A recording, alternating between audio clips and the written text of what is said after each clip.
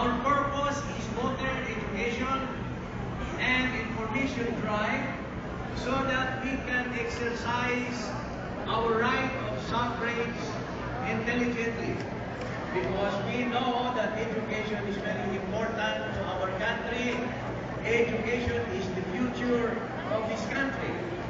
Education, as you know, is the backbone and the soul of any country. It determines the future of any country. It is the brain and brawn of peoples and nations. But apparently, my friends, I will have